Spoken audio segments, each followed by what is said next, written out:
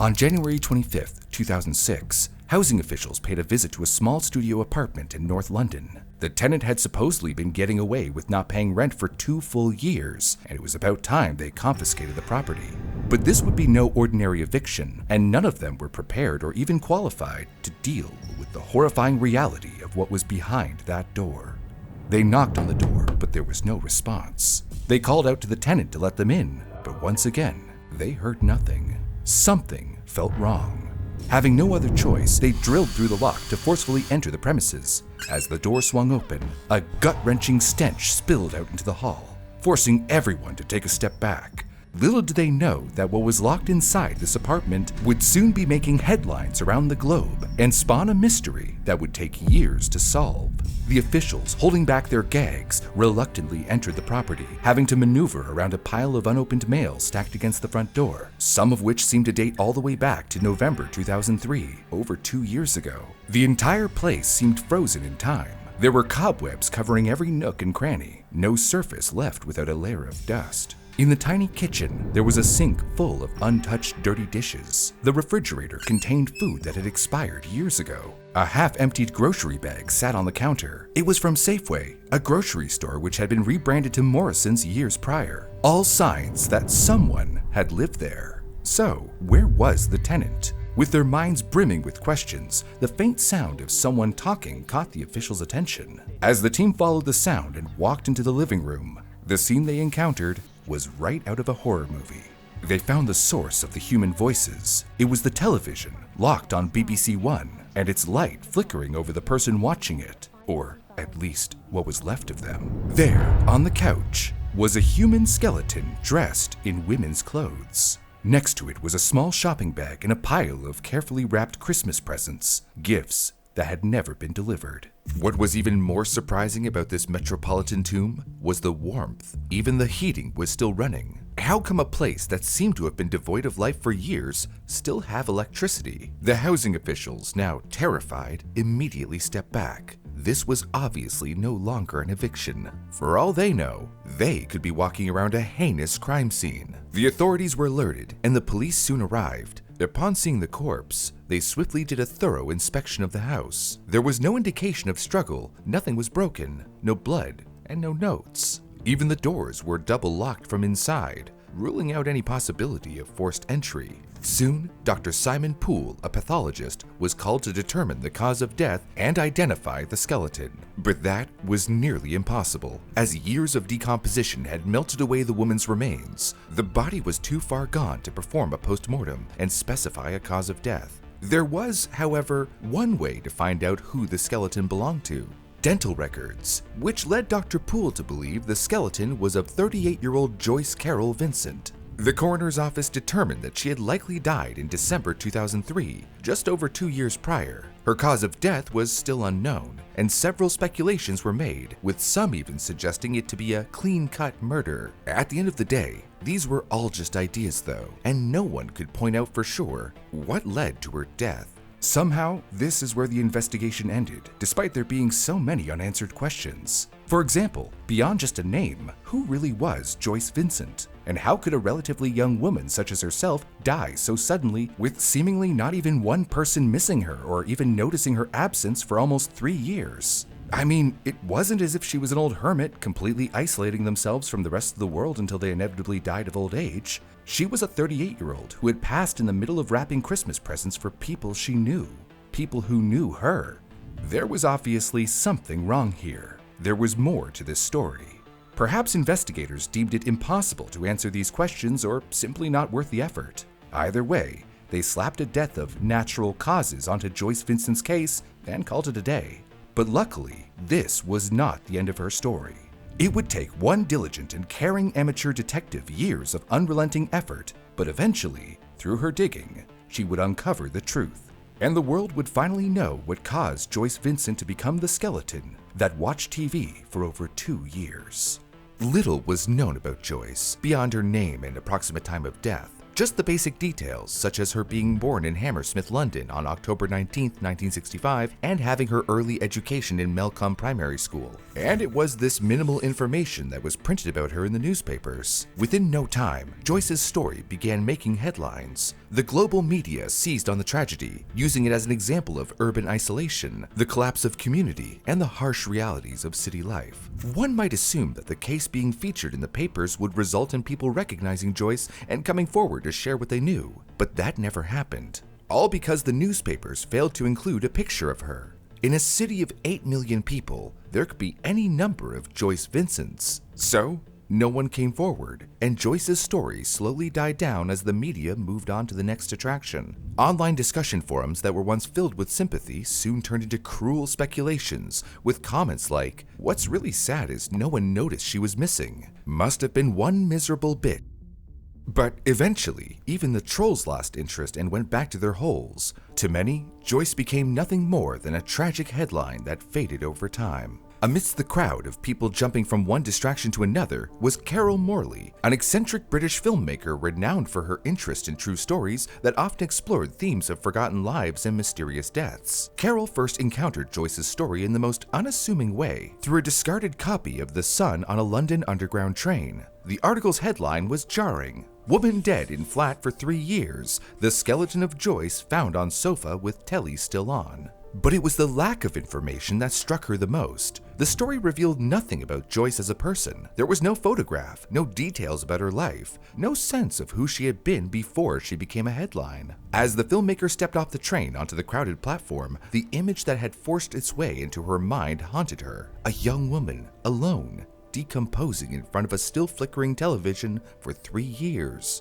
Who was Joyce, and how could this happen to her? Though the world moved on, Carol didn't. She couldn't. She felt an obligation. Joyce's story needed to be told properly, and not with morbid curiosity, but as an investigation into how a person's life and death could go unnoticed like this. She decided she would make a film doing just that. But there was one problem. For any movie, there needs to be a captivating plot to build in depth, one that explores the development of characters, especially the protagonists. In the case of Joyce, however, there was nothing. Carol needed answers. She placed several posters on the sides of cabs, notices in newspapers, and digital ads scattered across the internet, all asking the same question: did you know Joyce Vincent?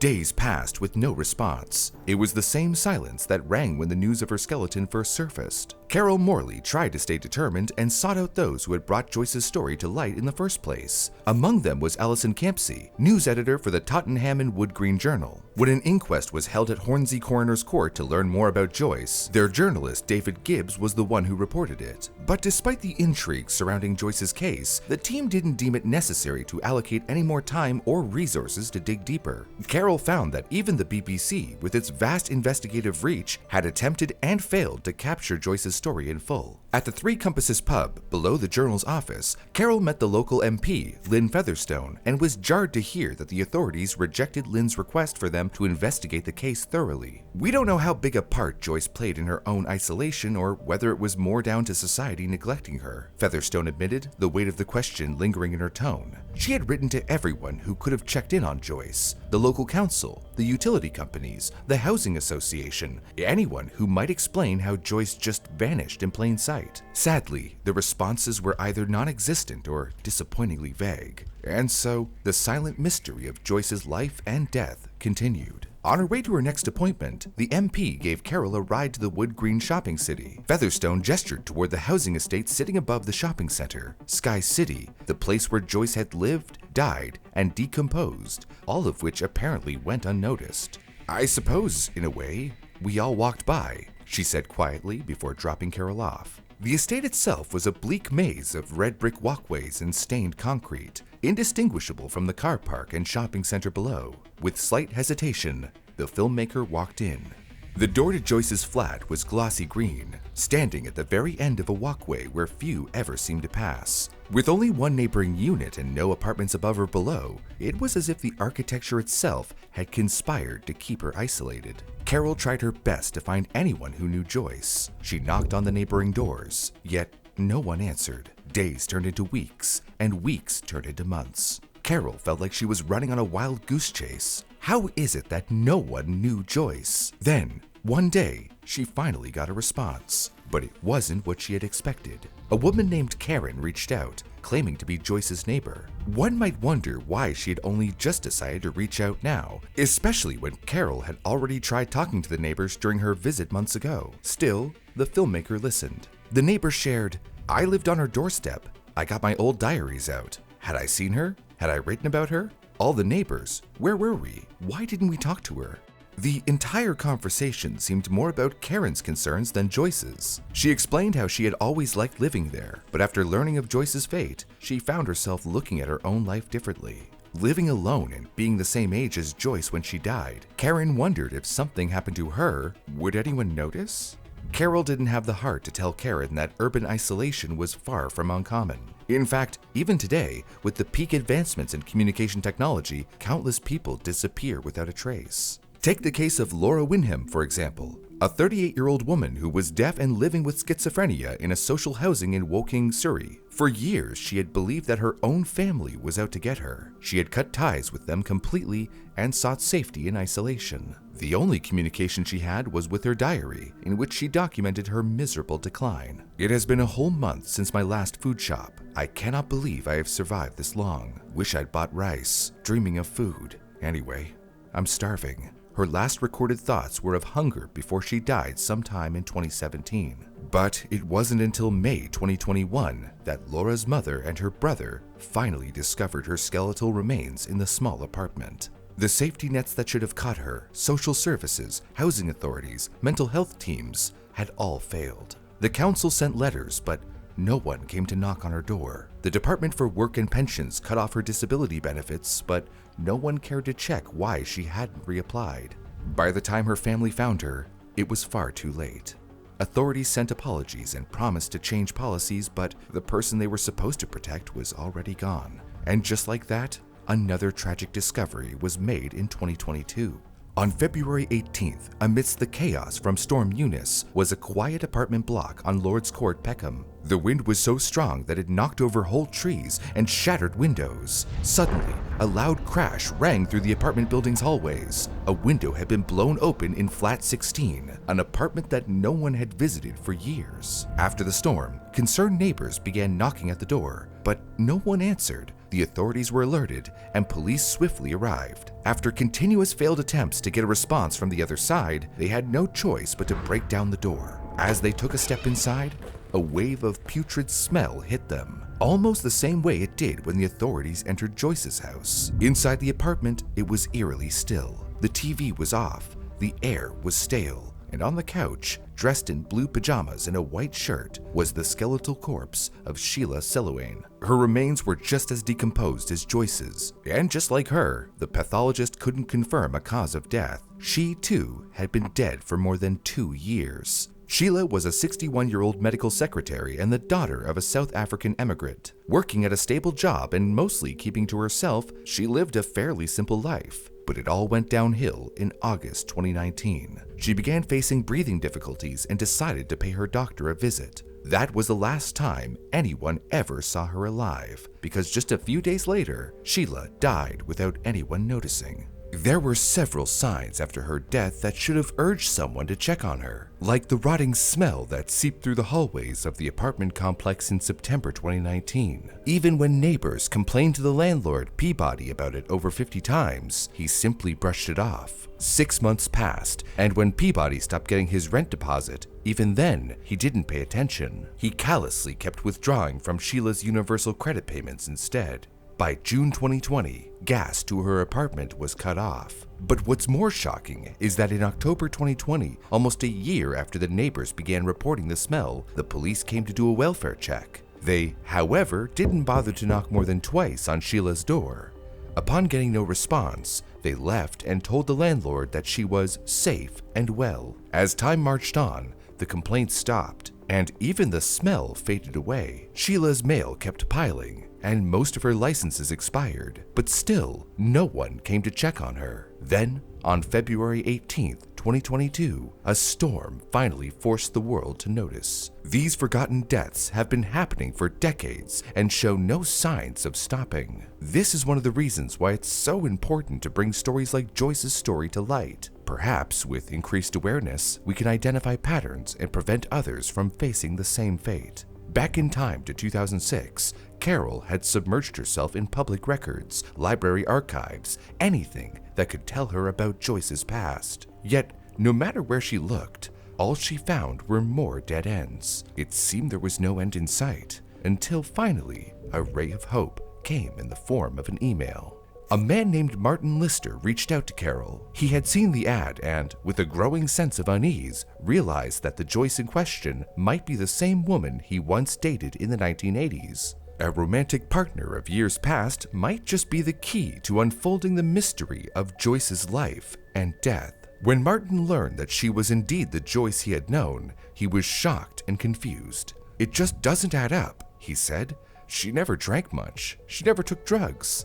But the thing that baffled him the most was how she ended up in social housing. He and Carol arranged to meet outside Shepherd's Bush Underground Station. When Martin arrived, he was in his late 40s, a green Brazil baseball cap pulled low over his brow, his face lined with the weight of a memory he never thought he'd have to confront. He had met Joyce in 1985. At the time, he was in his 20s and worked in a city negotiating client renewals for a shipping company. Joyce was the 20-year-old secretary to his boss. Martin affectionately shares, "I was working late one evening and I was friendly with her. And she came around and said, 'Oh, do you want to get out for a drink?' And I said, 'Yeah, all right.'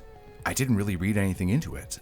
In the end, though, Martin and Joyce did end up going for that drink. The ice broke, and they soon began dating. They stayed in a relationship for 3 years, from 1985 to 1988. But one wouldn't call it a stable relationship, with them often breaking up and getting back together. Still, it had its wholesome side, filled with vivid memories like days at Goodwood, nights at the opera, and trips to Wimbledon. Yet, looking back, Martin admitted he had never truly understood what was happening in Joyce's life. You look back and think, "I wish I'd asked more, wish I understood more."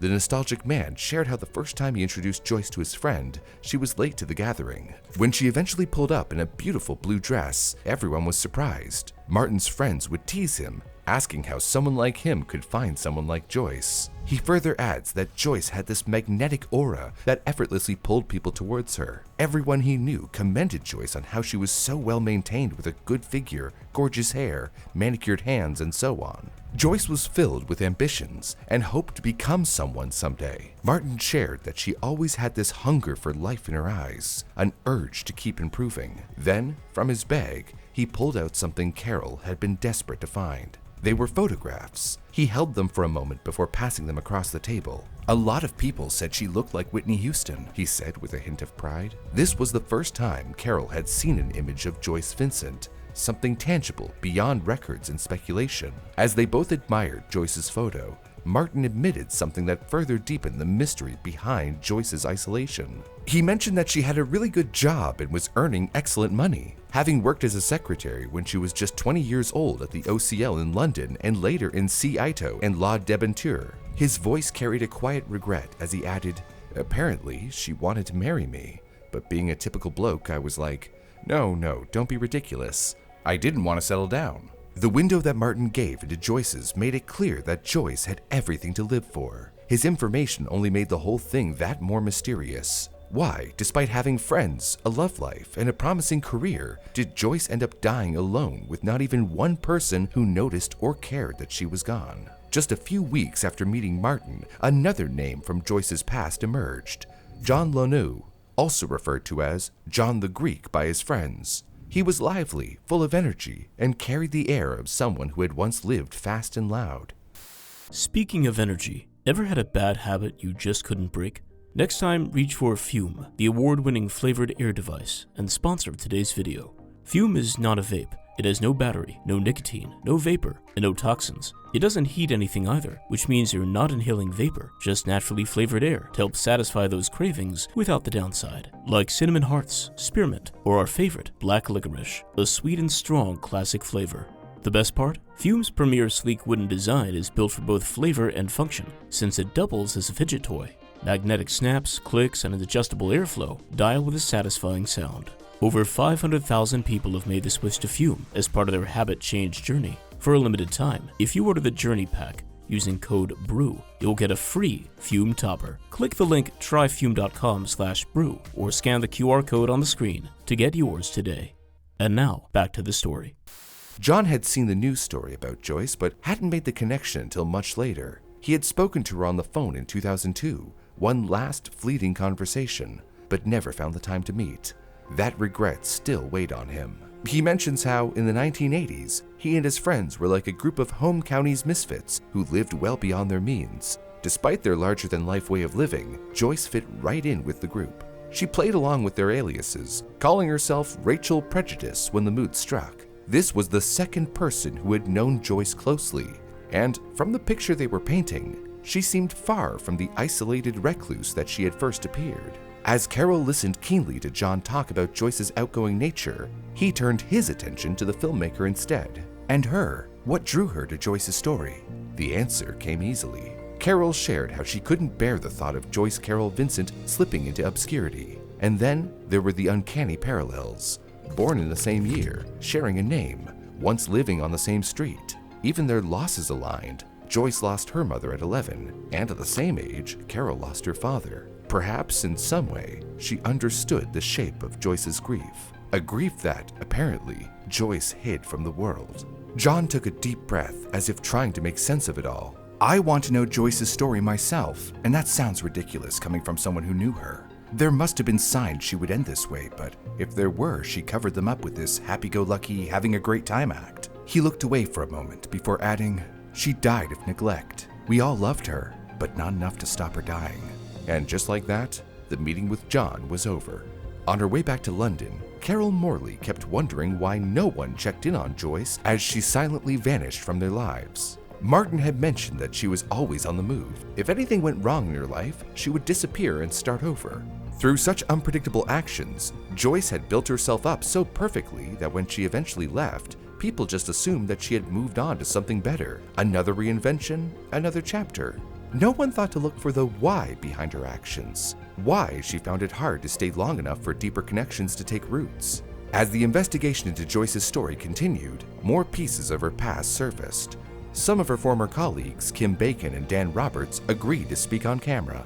Joyce had always wanted to work in finance and eventually obtained a high-level role in the Treasury Department at Ernst & Young, one of the largest finance corporations. The co-workers then revealed a crucial detail to Joyce's case. In the last 2 years of her working there, she had supposedly engaged to someone. When asked if they knew who Joyce's fiancé was, the colleagues simply shook their heads. The man had successfully kept himself private and unnamed. This was particularly strange given one would normally meet with their fiancé's co-workers, especially if she had been working at the place for 4 years. Kim and Dan shared how everyone at the corporation was puzzled when Joyce suddenly left the job in 2001. There does seem to be a lot of conflicting stories, Dan admitted. Some had heard she was traveling with a group of 20. Others believed she had been headhunted for an even bigger opportunity. The truth, however, was far from either of those pleasant rumors. In 4 years of Joyce excelling in her dream job, she caught the attention of the mysterious love interest. Perhaps someone whose goal was nothing but to lock Joyce away from the world in the name of love.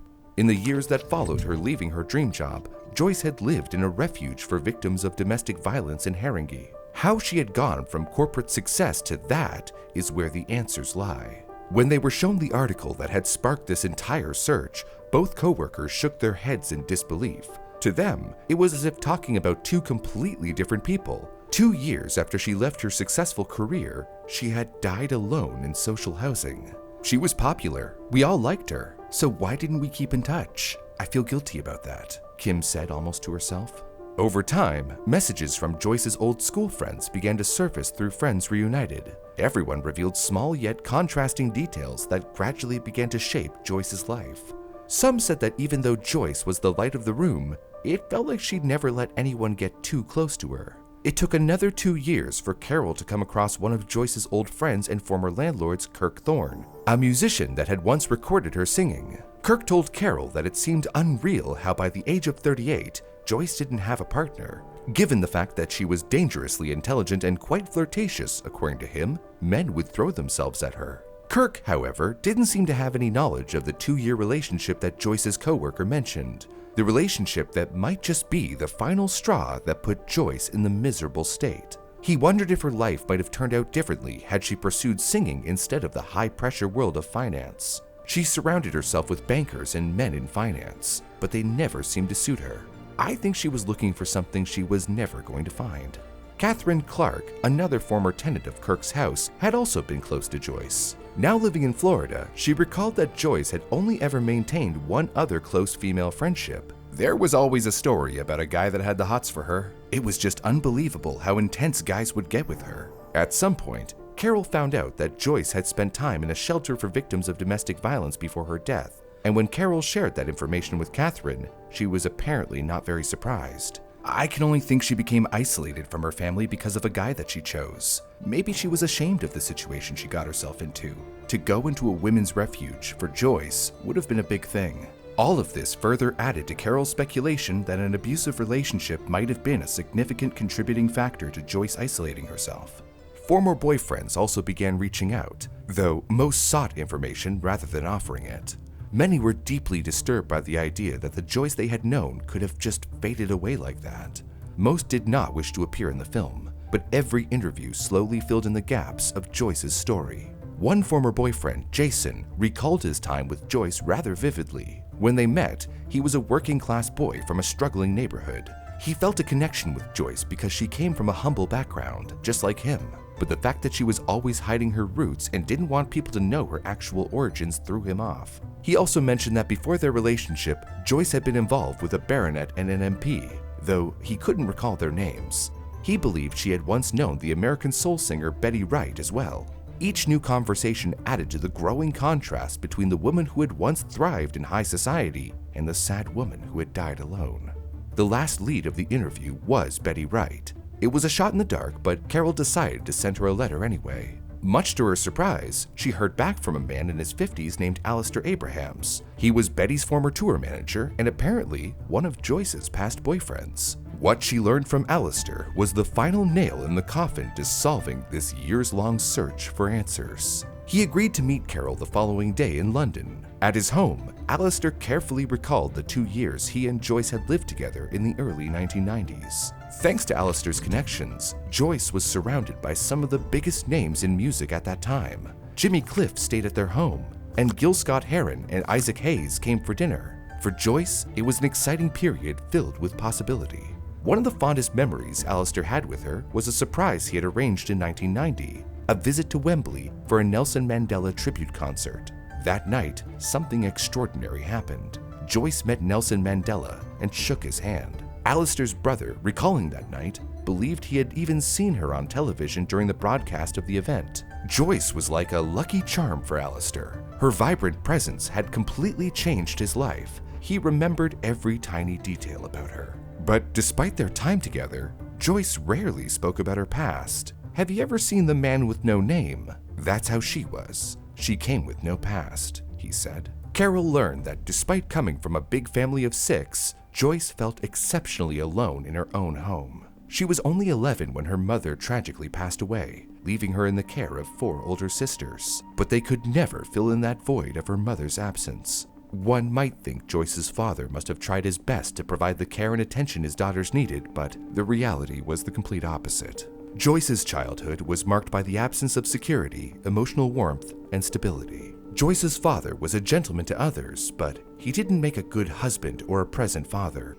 Often dressed in his sharp suits and a pork pie hat, he would apparently go out and chat with young girls. The kids at home often didn't even know where he worked and were suspicious that he was unfaithful. Some say a father is the first role model many girls have when they picture a future partner. Perhaps Joyce never fully confided in her partners, partly because she felt she could never trust them.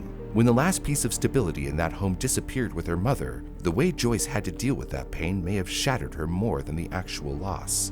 Joyce's mother had been sick in the hospital, while the girls stayed back at home. Eventually, the dreadful news of her passing was delivered by their father, and that's where everything went wrong. He didn't sit Joyce down, didn't hold her, didn't tell her it would be okay. He simply knocked on her door, delivered the news, "Your mother is dead," and left. Just like that, as if it was nothing. Her older sisters were like many older siblings, impatient with the emotions of the youngest. They rolled their eyes at her, dismissed her feelings, and expected her to keep up. But how could an 11-year-old process something like that without crying, without even so much as a hug? Joyce never truly grieved the loss of her mother because she was never taught how or even allowed to. A deep sense of abandonment had settled onto Joyce's shoulders, and there was no one to help her carry it. She learned in that moment that in order to not get hurt, it was better to bury those feelings of loneliness deep within. That lesson shaped everything that came after. She unconsciously adopted the same avoidant behavior her father taught her, going from one relationship to another and even ghosting friends and close ones for months on end without notice. By 2001, the wounds she never got to heal began showing signs in the most crude way possible. It was also the time when many of her peers speculated that she was engaged, but the reality of that engagement was far from happy. They sensed her partner kept her locked up in their apartment and that she suffered domestic abuse at his hands. But no one intervened and said anything since Joyce always put up an act that everything was all right. In 2001, when she quit her job, she did something unexpected. She called Alistair. Maybe at that time, she had left her abusive partner, and the reason she quit her job was to hide from him. Now, sitting in the interview with Carol, Alistair recalled how surprised he was to hear Joyce's voice after all those years, but it was missing its usual sparkle, as if she was hopeless and grieving. Alistair had suddenly gotten concerned, but what shocked him even more was what Joyce had said. She apologized to him and asked if they could get back together again. He had to refuse her since he had already moved on. That was the last time Alistair had heard from Joyce. Now, he wonders if he had kept in touch, maybe things would have turned out differently.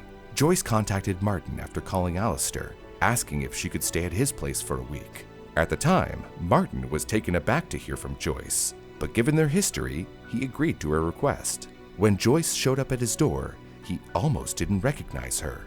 She was no longer the immaculate and well-adorned Joyce he had known back in 1985.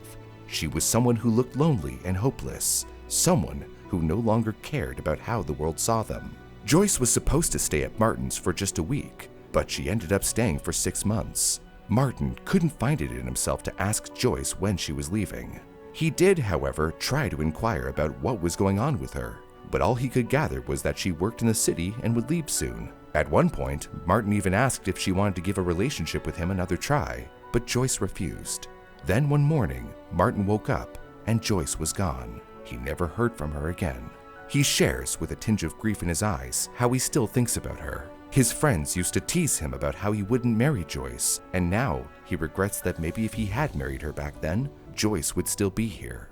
The next place she is known to have gone is the Harengi shelter for victims of domestic violence in February 2003. The details of what led her to seek refuge there remain unclear, but according to those who knew her, it was not a decision she would have made lightly. Something had happened. Someone, most likely the man she had been engaged to, had forced her hand. Carol says in the article that she wrote for The Guardian that she had actually been able to track this person down, but decided to respect their request to stay anonymous. Whoever they were, her friend John had this to say about them: "I think he should be absolutely ashamed of himself if he's still around." In February 2003, Joyce was moved to the small bedsit above Wood Green Shopping City. It was meant to be a step toward independent healing, a place of her own. But in reality, it was a space where she continued to disassociate from the world and physically deteriorate.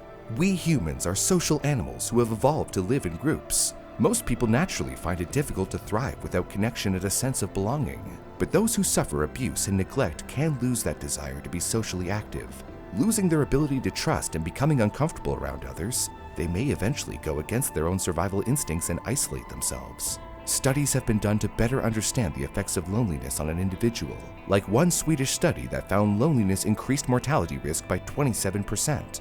By November 2003, her condition had worsened to the point she was vomiting blood, almost as if her body had no more space left to keep holding on to the bitterness she had swallowed all those years. Joyce was soon admitted to North Middlesex Hospital for 2 days and treated for a peptic ulcer. She also had asthma, so the hospital needed to know her next of kin to contact in case of emergency.